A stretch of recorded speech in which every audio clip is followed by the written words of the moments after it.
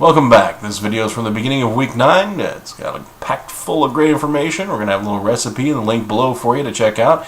And tonight's sponsor, unofficially sponsored by Xylish. Xylish? Is that how you say it? Xylish Hyper Cool Sugarless Gum. This stuff is flavored with menthol, so it makes you think you're breathing fire. Man, like ice cold fire. Like, don't drink a cup of cold water when you're chewing this gum. There's a link in the description below you can check out if you want to buy some for yourself and torture your membranes. Alright, enjoy the video. In 7, 2, and 6. Welcome back, everybody. This is the beginning of week 9. Holy cow, the end of week 8. I'm having a hard time believing it's been that long. It's been crazy. We've done some more calculations on the weight loss. I am down by 35 pounds right now, according to when I started. Now, we've actually gauged about how much weight I've lost on average every week, and for those first 2 or 3 weeks that we weren't measuring, because I didn't have a scale that would weigh me, we put on 5 pounds per week, which is completely and totally valid, if not low. Yeah, exactly, because I always lose weight really fast in the beginning. So those first 2 weeks, you probably lost close to 15 pounds, but we just put in 5 a week just to balance it out. So 35 is really lowballing. Yep. We're going to say 35 pounds, that's 7.07% of my total body weight.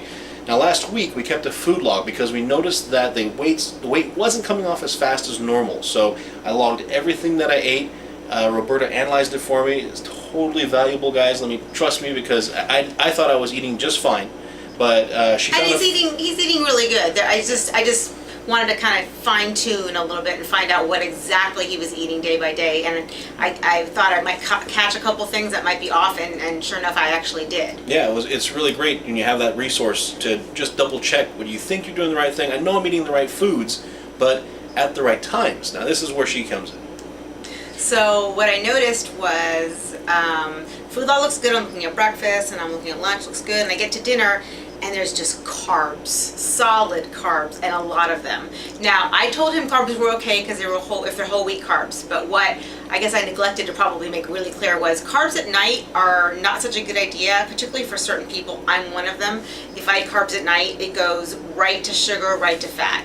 And so carbs during the day are fine, as long as they're complex carbs, but even complex carbs at night, you really have to be careful. And he was doing things like making the pizza, which would be fine for lunch, but he's eating half the pizza, so that the amount of carbohydrates he was having was probably like 90 carbs or whatever. It's just a lot. Yeah. And so again, it's healthy, but it's too much carbs. So we're going to cut that down a little bit and see if that makes a difference. I think it's going to, because like I said, at night, when you go to sleep, carbs turn to sugar, sugar turns to fat. It's just got nowhere to burn. Right. So we're going to tweak that a little bit, probably take it down about half for dinner, and that should help a lot. Cool. I'm planning, Jackie and I are trying to plan now, just do a meat and a vegetable for dinner. It's a great meal, salmon and some vegetables, lean turkey and some vegetables, actual turkey, she was telling me. I wasn't even thinking of that. I was thinking, I can get ground turkey, I can do this. I can get actual turkey, It's not just for Thanksgiving anymore. Exactly. So yeah, we're going to be thinking about that. Chicken also, white meat chicken.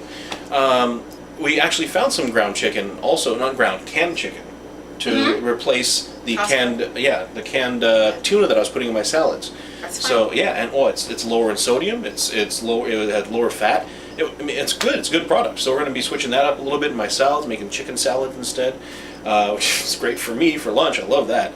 And keep in mind, I'm not saying he can't have any carbs at night. Right. I'm just saying, like, let's say he did have a meat and vegetable. If he was going to have, let's say, some brown rice, instead of having, a cup or a pile, have, half. So I definitely don't want, unless he can't have any carbohydrates at night. It's just got to be, much more limited than it would have been at lunch or breakfast. Yeah, I'm just thinking, try to get rid of them, and I know I'm going to have some. I love the bread. Instead of big pieces of bread, I'm using those Oro Wheat Thins. If I'm going to have them at all. But it's going to happen at night. But just I'm trying to limit them as much as I can. I've been eating a lot, obviously, like she said. We calculated some of the pastas I'm eating at night. He was having 2 servings of pasta, which it's 4 ounces. It's not a huge amount of food. However, 1 serving of pasta actually has, I believe, 43 or 45 grams of carbs. So double that, 90 grams of carbs at night. So that's where it was a problem. Again, not bad for you, just not the right kind of foods to eat at night. And you're going to see the recipe online. I'm going to have a video for you guys. We filmed it. It's a Valentina's off of her cookbook. You'll see all the details in one of the next videos midweek. It's a great, very healthy meal. We're talking raw vegetables. We're talking whole wheat pastas. And, very little oil. And it's a really good recipe, but it's still a lot of carbs. And I didn't think of that. I was thinking, I'm eating so healthy. I'm eating raw vegetables, And well, what it really was healthy. But what I recommended that he can tweak, and you can do that. You get really creative. He's putting in an entire 16-ounce thing of pasta, and he's divided it into 4 servings. Well, that's 2 servings for each container, which for lunch is fine, but not for dinner. So I told him, portion it out even further so that for lunch you only have 2 ounces of the pasta and more of the vegetables and the meat or whatever, and then for the lunch portions you can have a little more of the pasta. It's a little more work involved, but it's a way around the problem if you really want that for dinner as well as for lunch. Just different portions of different types of food. And it's the very same reason we picked up the food scale. So we got the food scale, might as well use it. It's there. And it makes it a lot easier to know what you're doing, what you're eating, and how much you're eating every time. So it's a great way to plan ahead. And pasta in particular, serving size for 90%, 95% of pastas is 2 ounces, and it's 2 ounces dry. Very hard to predict 1 serving of pasta when it's cooked. I think it's around a cup, but everyone's cup is a little different. So if you really are watching your carbs, I would definitely buy a scale and weigh out your pasta at 2 ounces before you cook it. Cool. And the second thing we want to talk about is my nemesis. It is sodium.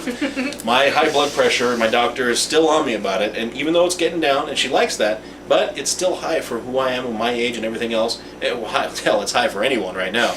But it is going down, which is great. And thanks to Roberta's plan, it is dropping a lot more than it has in the past too. I've done limited sodium before and it dropped some, but it's never dropped down this much. I'm really happy about that. But once again, it's still high. And having high blood pressure for a long period of time is very dangerous for your body. It's very strenuous on your veins and everything else, and it's working on your body and your heart and everything. You do not want to mess around with this. So we're going to talk a little bit about sodium because it is very important, giving your high blood pressure and keeping it down. Yeah, well, when he did the food log, what I noticed was he had the turkey canned chili, and what he was doing was he was taking the can and then mixing it up with some fresh turkey and having it for lunch. Well, he was having the whole can. Yeah. So the turkey chili from the store, the cans, they don't have a lot of fat, but the sodium level, now there's supposed to be 2 portions in a can. He was having the whole can. Yeah. 1 portion, I believe, has 700 or 800 milligrams of salt. Yeah. So now double that. So it's a little crazy, and so I think, and he's having that a lot. Yeah, he really likes it. Well, it was really easy too. I just put a can in the plastic, I put the meat in the plastic, I throw it in the freezer, take it to work, and just heat it up, and boom, it's super easy lunch. Yeah. But we're going to change that. Yeah, so I have a recipe for turkey chili in my book that he's going to try. It's much healthier, much less sodium. When he buys the cans to make the chili, get all the low sodium versions of the cans. So they sell low sodium beans, low sodium, just about everything now. So keep everything to low sodium, and that's going to be much, much, much healthier for you. Now it does take a little bit longer to prepare the chili. In the beginning, it takes a little bit more work, which is good. You get a little time in the kitchen. Nothing wrong with that. But when you make a huge amount of it, I've got this huge pot like this big. I want to make the whole pot, put it in portions, and put it in the freezer. It's just as easy as warming up a can of chili, and it's a heck of a lot more healthy. Oh, and here's a tip, by the way. A lot of people will buy like 1,000 containers to put stuff in their freezer. The trick is to put it in a container, put it in the freezer. The next day, pop it out of the container, put it in tin foil, put it back in the freezer, and then you have your container back. Wow. And they also stack up a lot smaller in your freezer. That's a good one. Yeah, I didn't think of that. You didn't know that? No, I didn't. Oh, okay. I thought I told you that one. Yeah, my mom taught me that. Thanks, Mom. So it saves a lot of space, and it definitely saves you from buying 1,000,000 containers. So. Yeah, I was going to go buy 1,000,000 containers, honestly. Now you don't need to. Pop it out and put it in some tin foil. Nice. Cool. Yeah. I'll do that. This last week was good. I got to the gym twice and got a really good exercise at the gym, and I got to walk around the office around 4 times. I'm definitely going to do more this week. Last week I had some excellent excuses as to why I didn't get to the gym. I mean, oh man, let me tell you, working late and then I was too tired, or just great excuses. Little violin. Yeah. Little violin. Exactly. And honestly, that's the truth. There are very few excuses that really, really pan out. I have some great ones, and they're all, yeah, that. Yeah.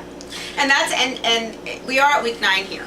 So this can be a point where people start to lax a little bit because you've lost a good amount of weight and you're kind of feeling good. You're like, oh, well, maybe I don't have to do this as much, or maybe I don't have to do that. You can't do that. You really got to keep plugging along and just keep concentrating that. Even if it's 5 pounds a week, you got to keep it going, and that's really, really important. And when you get into 2 months and 3 months and 5 months, it tends to get a little easier to be lackadaisical about it. So just keep plugging along, no excuses. And if you have a bad week, then just make sure the next week's twice as good. Yeah. As always, check out Roberta's YouTube channel right here in the link below, and look at the description way down there. We're going to have a link to the recipe for that chili that I'm going to make this week, and well, hopefully it'll taste great. You know what? It'll taste great. All right. Thanks a lot, everybody. Bye for now. See ya.